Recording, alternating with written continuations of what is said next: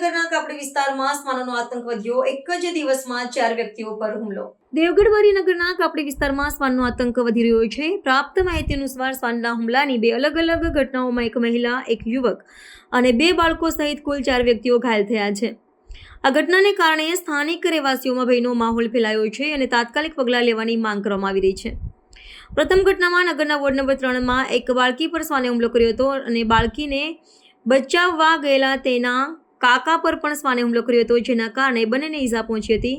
જ્યારે બીજી ઘટનામાં એક બાળક અને એક મહિલાને પણ શ્વાને નિશાન બનાવ્યા હતા। આ હુમલાઓમાં ઘાયલ થયેલા લોકોને તાત્કાલિક સારવાર માટે દવાખાને લઈ જવામાં આવ્યા છે। શ્વાનનો વધતો આતંક સ્થાનિક તંત્ર માટે ચિંતાનો વિષય બન્યો છે।